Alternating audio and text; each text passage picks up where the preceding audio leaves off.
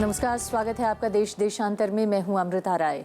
बिहार में इस बार दशहरा दिवाली चुनाव की गहमा गहमी के बीच गुजरने वाला है। हालांकि दिवाली से पहले ये साफ हो जाएगा कि किसके खेमे में जलेंगे जीत के दिए और कौन रह जाएगा मायूस। यानी बिहार का ताज किसके सिर सजेगा, ये 8 नवंबर को सामने आ जाएगा। माना जा रहा है कि 2014 के लोकसभा चुनाव के बाद हुए तमाम चुनाव में बिहार का ये चुनाव अब तक का सबसे रोचक और उठापटक से भरा होने वाला है। इस चुनाव में कई खिलाड़ी हैं और सबके अलग अलग रंग और समीकरण हैं।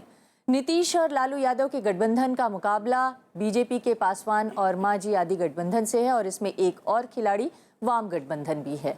लेकिन आज भी बिहार में विकास के अमूर्त तरीकों पर ही ज्यादा बातचीत हो रही है। पैकेज, होर्डिंग, बयानों में कौन किससे कितना आगे, यही तमाम चुनाव के रंग हैं जो तय कर रहे हैं कि किसकी तरफ जाएगा वोटरों का रुझान।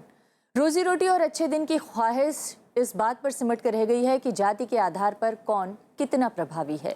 विकास और पैकेज की बात तो खूब हो रही है, लेकिन जमीन पर किसे क्या मिलेगा इसका कोई फ्रेमवर्क दिख नहीं रहा है। यानी कुल मिलाकर चुनाव नेताओं की प्रतिष्ठा की लड़ाई ज्यादा दिख रही है। आज अपने मेहमानों से चर्चा में इन्हीं सब मुद्दों पर करेंगे पड़ताल। और आज हमारे साथ चर्चा में शामिल होने के लिए बीजेपी के प्रवक्ता, राष्ट्रीय प्रवक्ता जीवीएल नरसिम्हा राव साहब हैं। हमारे साथ कांग्रेस के महासचिव शकील अहमद साहब हैं। हमारे साथ लोक जनशक्ति पार्टी के प्रवक्ता अजय कुमार जी हैं और हमारे साथ हैं राज्यसभा के सांसद अनिल कुमार साहनी। और इसके अलावा विनोद अग्निहोत्री, वरिष्ठ पत्रकार, भी थोड़ी देर में हमारे साथ जुड़ने वाले हैं। सबसे पहले नरसिम्हा राव जी, मैं आपके साथ चर्चा की शुरुआत करूं। आज ही एनडीए की एक महत्वपूर्ण बैठक हुई जिसमें इस बात को लेकर चर्चा होनी थी कि सीट शेयरिंग किस तरह से हो और किसको कितनी सीटें दी जाए, लेकिन कोई सहमति बनती हुई नहीं दिख रही है। तो एक तरफ तो प्रतिष्ठा का सवाल है, आप पूरी मतलब यहाँ तक कि प्रधानमंत्री के नाम को दांव पर लगा रहे हैं, दूसरी तरफ ये तय नहीं कर पा रहे हैं कि कौन किस सीट पर लड़े। अमृता जी, ये हर चुनाव में यही बात होता है। लोकसभा चुनाव में भी ऐसी व्यवस्था थी, ऐसी सिचुएशन थी। और जैसा जैसा इलेक्शन नज़दीक आता रहता है, सारे मामले अपने आप सुलझ जाते हैं। तो इसलिए हमें इस पे कोई कठिनाई, सभी हमारे घटक दलों की अपनी अपनी अपेक्षाएं हैं।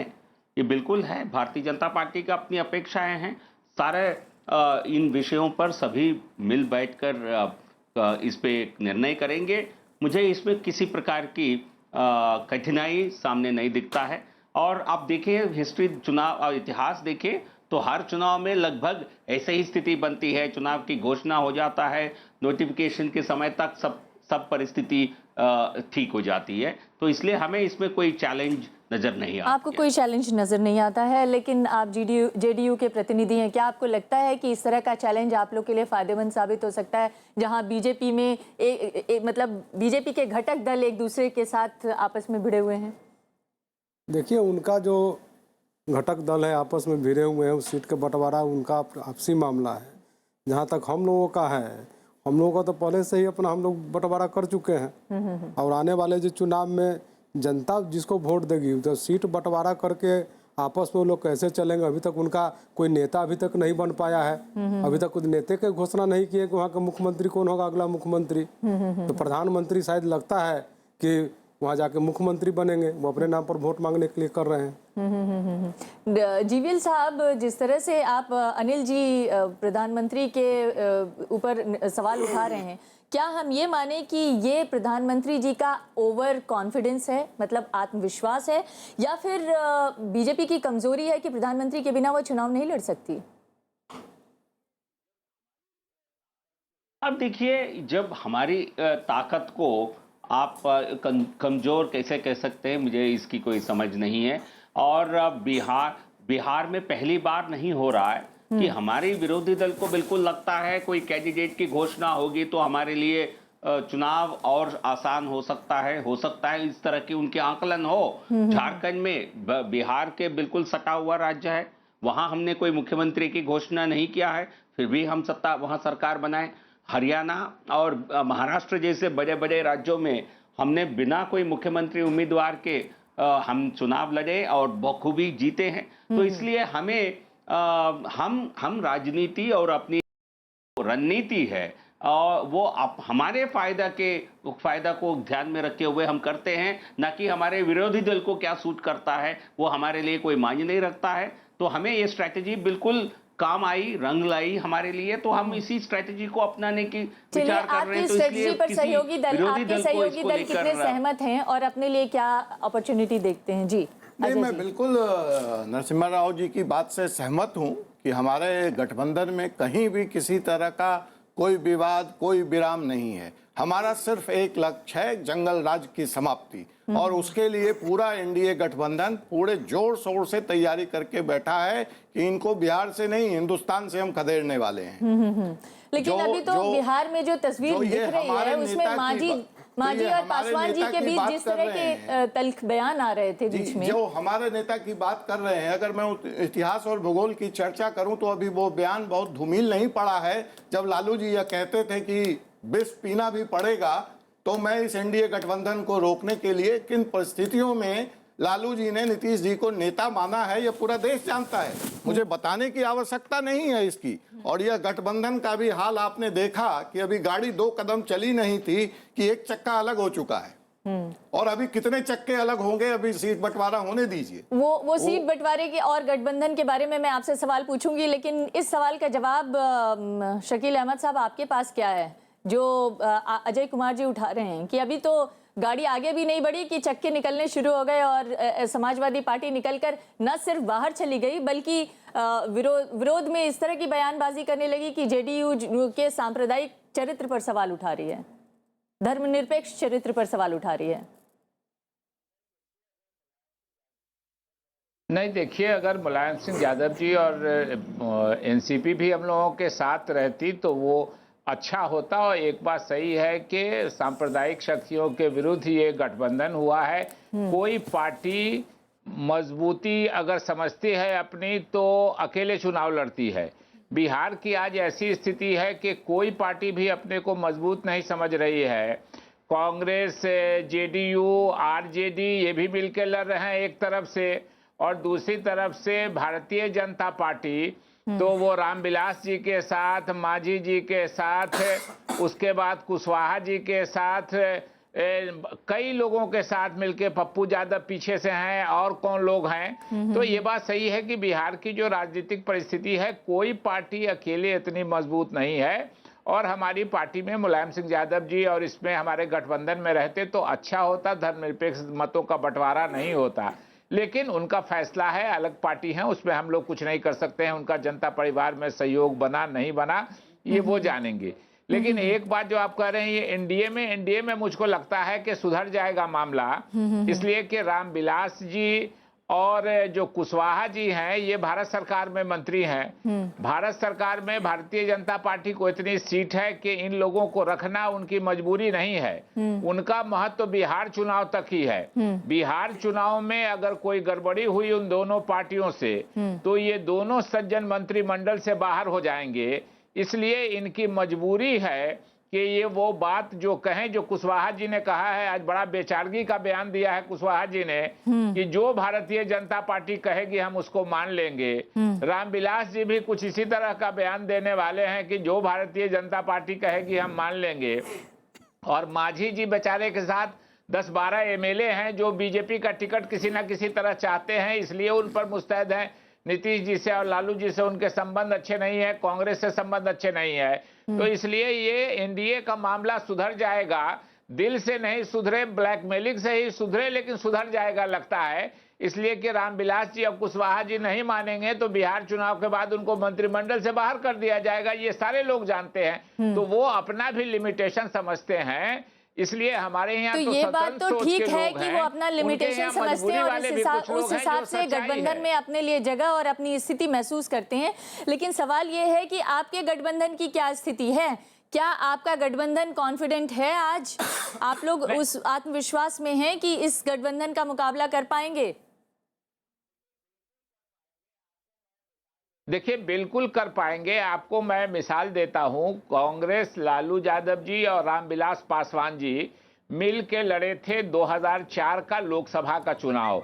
और आप जानते हैं कि रामविलास जी से वोटों के मामले में नीतीश जी मुख्यमंत्री भी रहे हैं, उनका सामाजिक आधार भी है, ज्यादा है। आज फिर से कांग्रेस लालू यादव जी की पार्टी और रामविलास जी की जगह पर नीतीश जी की पार्टी एक साथ आ गई है। तो मैं वो बता रहा था कि जब हम लोग लालू जी और रामविलास जी मिलकर लड़े थे 2004 के लोकसभा का चुनाव, तो हम 40 में से 29 सीट जीत गए थे। लोकसभा के चुनाव में बीजेपी को इसलिए फायदा हो गया कि आरजेडी और कांग्रेस अकेले हो गई, उनके साथ कोई तीसरा दल नहीं आया। इस बार तीसरे दल के रूप में मजबूत पार्टी के रूप में नीतीश जी की पार्टी आई है, और साथ साथ नीतीश जी की जो अपनी व्यक्तिगत छवि है वो एक अच्छे मुख्यमंत्री की छवि है, एक विकास का काम करने वाले मुख्यमंत्री लेकिन लोगों को अभी भूला नहीं है शकील जी, अभी लोगों को भूला नहीं है कि कांग्रेस की स्थिति क्या है। लोगों को ये भी नहीं भूला है कि नीतीश कुमार जी उसी लालू यादव जी की पार्टी को हराकर मुख्यमंत्री बने थे। मैं आपके पास आना चाहूंगी विनोद अग्निहोत्री जी।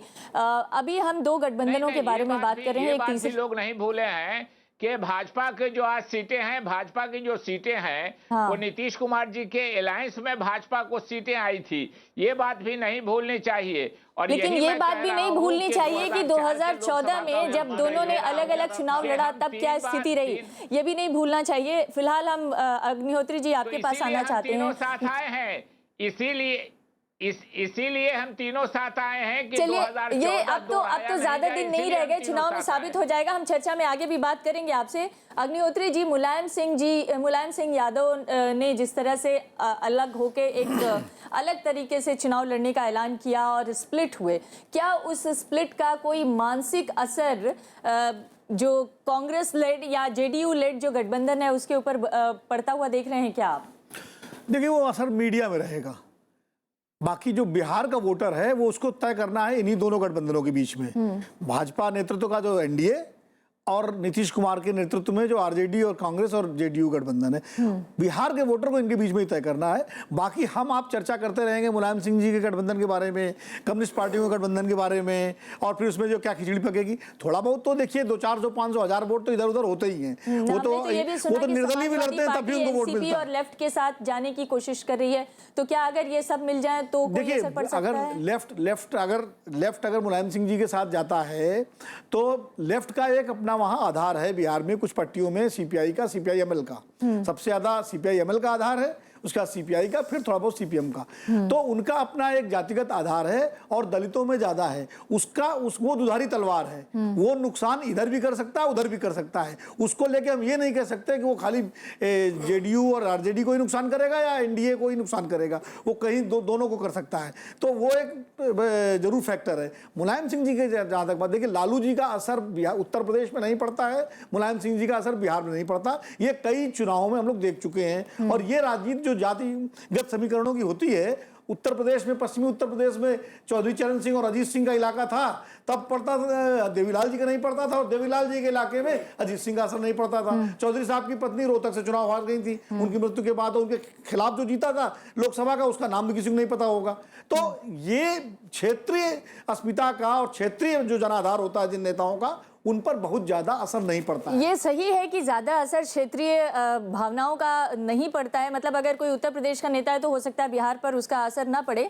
लेकिन एक बात जरूर है, वो ये है कि अगर मुलायम सिंह जी की पार्टी 243 सीटों पर चुनाव लड़ने लगे तो हो सकता है आपके बागी उनके कैंडिडेट बन जाएं, और अगर आपके बागी उनके कैंडिडेट बनेंगे तो किसका वोट कटेगा, किसका नुकसान होगा? देखिए, बिहार में जहाँ तक आप बोले कि बागी उनका कैंडिडेट बन जाएगा, उसका कोई फर्क नहीं पड़ने वाला है। क्योंकि बिहार में इस बार के चुनाव होने जा रहा है नीतीश जी और लालू जी के नाम पर।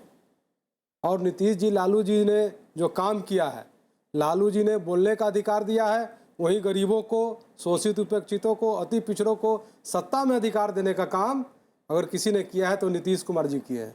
इसको लोग देख रहा है। मुलायम सिंह यादव जी कई बार वहाँ पर खड़ा करा चुके हैं अपने उम्मीदवार को, और उसका क्या रिजल्ट हुआ आप लोगों को मालूम है। उसका रिजल्ट जो आया वो सब लोग जान रहे हैं। लोकसभा में हो चाहे अपने पार्टी से अलग से खड़ा कराए थे, उसका वहाँ के जनता पर कोई प्रभाव उनका नहीं है।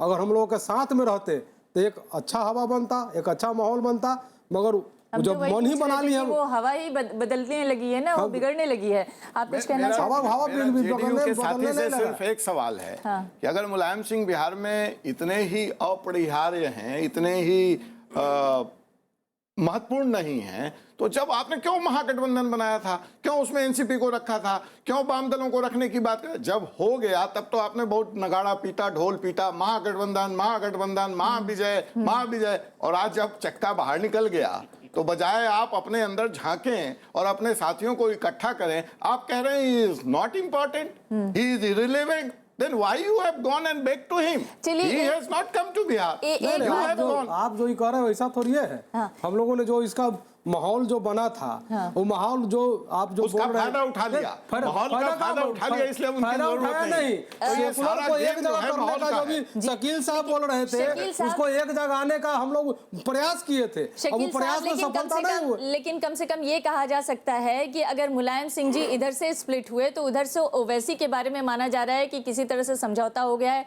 कि वो सिर्फ एक ही सीट पे लड़ेंगे, तो कुछ बैलेंस हो रही है स्थितियां।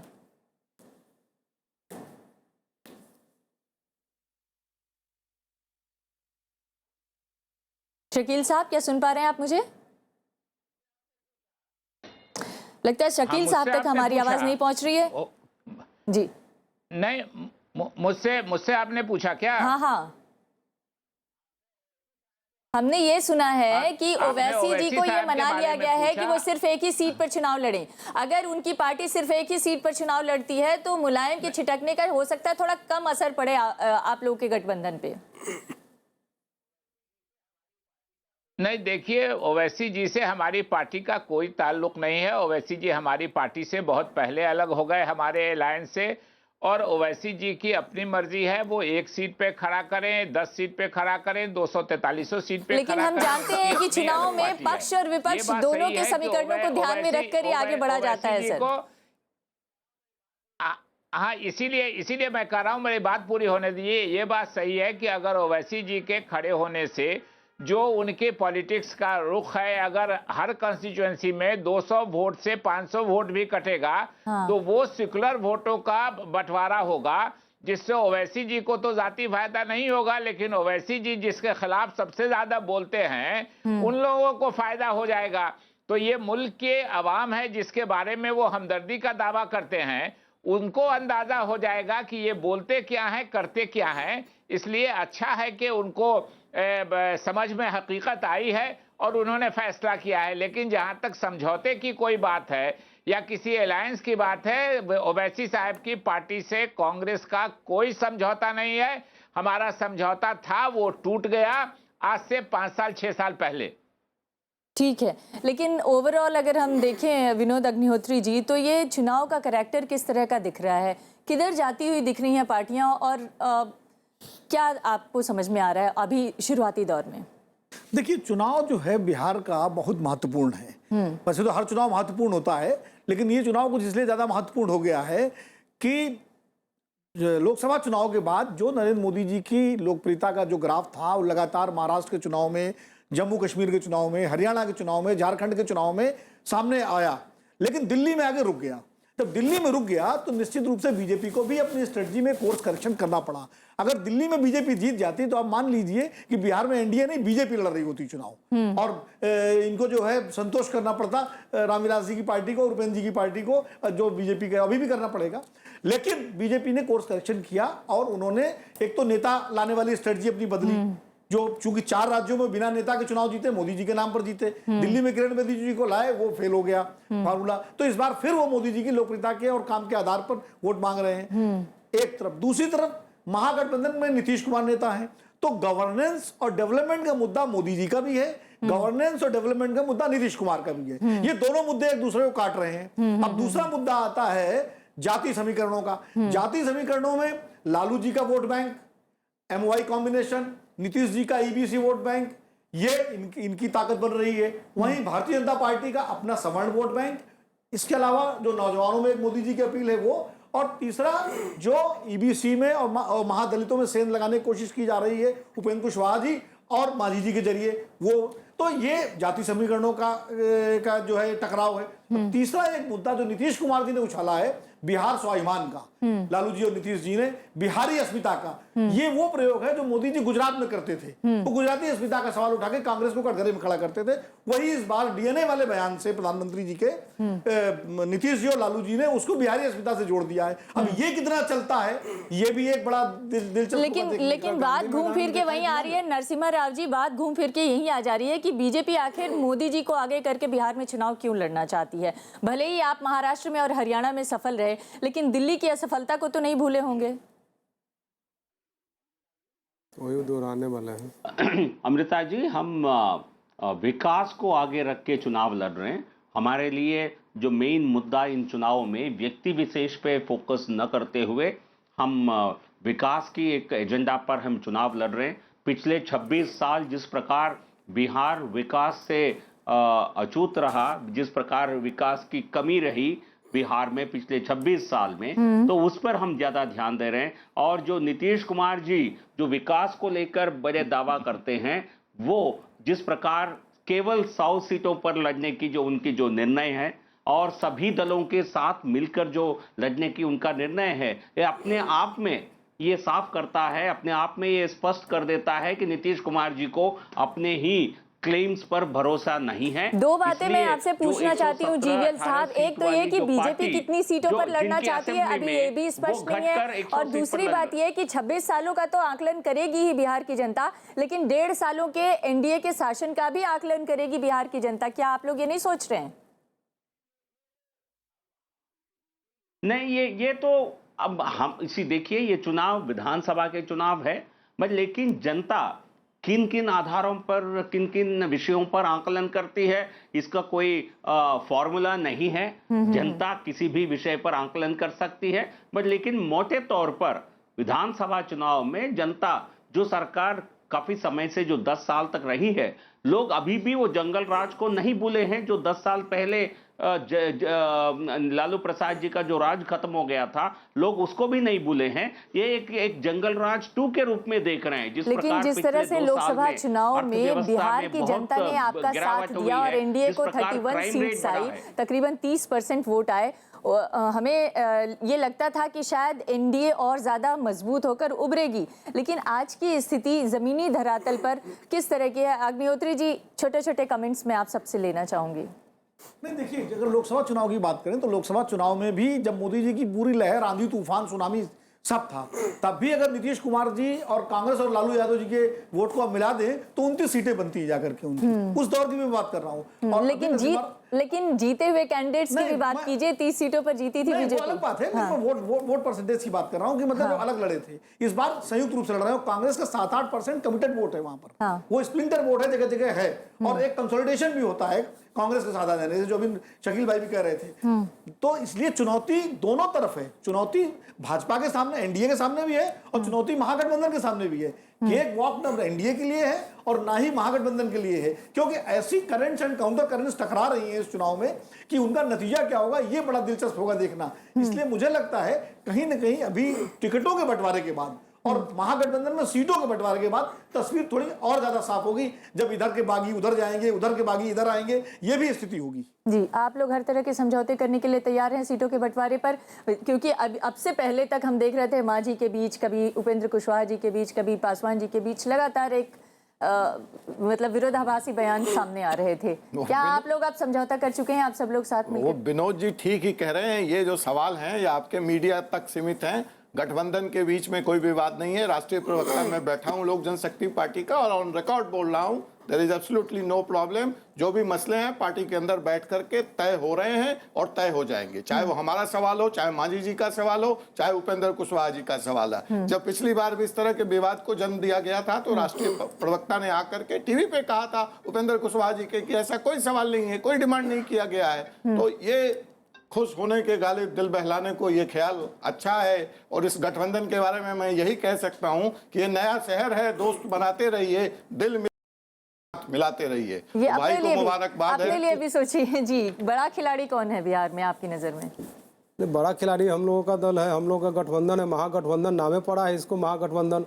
जो अभी कह रहे थे आकलन, आकलन तो जनता कर रही है कि काला धन कहाँ गया, अच्छे दिन कहाँ गया, अब 15-15 लाख रुपया खाता में कहाँ गया, ये सारा जनता इस बार हिसाब करेगी। अब बिहार के जनता जो है, एक एक जनता सोचने वाले हैं, जो काला धन के नाम पर जो वोट लिए थे झूठ बोलकर, और इस झूठ पकड़ने का समय है। और एफडीआई के माध्यम से जो चाहते हैं कि देश को गुलाम करे, एफडीआई के माने क्या होता है? एफडीआई के माने होता है फ्रीडम डैमेज इंडिया, जिसको बोलते हैं, जो इसको बोलते हैं फॉरेन डायरेक्ट इन्वेस्ट। ये फॉरेन डायरेक्ट इन्वेस्ट नहीं है। एक महात्मा गांधी आए थे उसी गुजरात से देश को आजाद कराने के लिए, 10 लाख का जो है सो सूट पहन के आते हैं इस देश को गुलाम करने के लिए। और जो है सो दोनों ही गठबंधन एक दूसरे की कमजोरियों के आधार पर वोट मांगने की कोशिश कर रहे हैं। अब देखना होगा कि जनता, हम वोट मांगने बात नहीं करें, जनता सारी बात समझ रही है और वो जनता जवाब देगी समय पर। हमारी इस चर्चा में शामिल होने के लिए थैंक यू। नमस्कार।